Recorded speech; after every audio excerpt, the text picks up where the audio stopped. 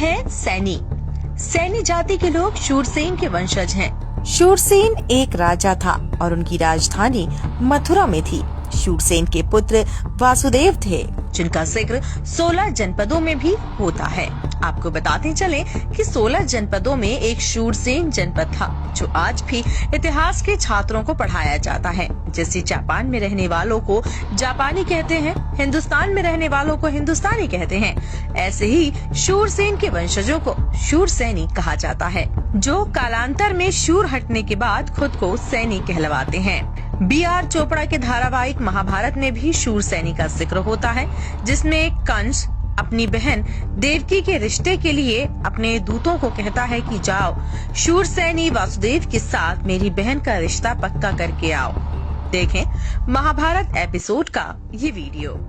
मेरे परम मित्र शूरसैनी राजकुमार वसुदेव के साथ मेरी बहन देवकी के लग्न का सुमुहूर्त निकालिए राजजोशी। जो आ गया युवराज।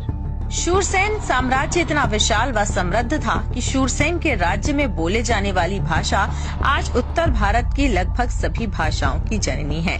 पोरस शूरसेनी ने सिकंदर के साथ लड़ाई लड़ी, जिसका जिक्र मेगास्थनीज की किताब इंडिका में भी किया गया है। 12वीं सदी में तुर्कों के साथ हमले में सैनी समाज का वीर गुरदाना सैनी तुर्कों की 40,000 सेना के साथ लड़ता हुआ शहीद हो जाता है और इस शहादत से खुश होकर राजपूत राजा गुरदान सैनी को राणा की उपाधि भी देते हैं। जब चमकौर के मैदान में गुरु गोविंद सिंह के दो बड़े बेटों जुझार सिंह व अजीत सिंह का अंतिम संस्कार करने के लिए मुगलों की परवाह न करते हुए इस समाज की वीरांगना बीबी शरण कौर सैनी उनका अंतिम संस्कार करती हैं और अंतिम संस्कार करते हुए मुगल सैनिक उसे पकड़ लेते हैं और उसी चिता में उसे धकेल देते हैं। गदर मूवमेंट में लाला हरदयाल सिंह से जुड़कर सैनी समाज के कई क्रांतिकारियों ने अपने प्राण गंवाए हैं, जिनमें से मुख्य नाम शहीद हरनाम सैनी का आता है। हरनाम सैनी पूरी दुनिया में घूमकर क्रांतिकारियों के लिए हथियार व पैसा जमा करते थे। उन्हें लाहौर कांस्पिरेसी केस नंबर 3 में मात्र 22 साल की उम्र में 16 मार्च 1917 को अंग्रेजों ने उन्हें फांसी पर लटका दिया था। कैथल जिले के गांव बर्टा के राम सिंह सैनी भी गदर मूवमेंट के साथ जुड़कर देश को आजाद करवाने की मुहिम में जुड़े थे।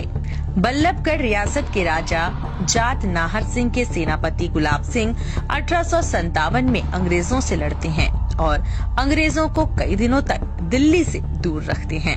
अंग्रेज उन्हें समझौते के बहाने बुलाकर गिरफ्तार कर लेते हैं और गुलाब सिंह सैनी को चांदनी चौक पर फांसी पर लटका दिया जाता है।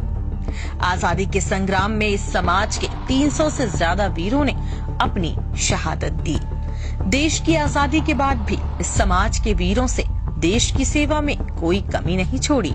भारत चाइना युद्ध में शहीद होकर भारत का सर्वोच्च बहादुरी का मेडल लेने वाले सूबेदार जोगेंद्र सिंह सैनी, इन पर कई फिल्में भी बनी हैं, या फिर कमांडर कृष्णकांत सैनी, जिन्होंने भारतीय वायु सेना के चिता हेलीकॉप्टर को 22,000 फुट से अधिक उड़ाकर अपने साथियों की जान बचाकर लाना हो, और ये रिकॉर्ड आज भी कोई नहीं तोड़ पाया है।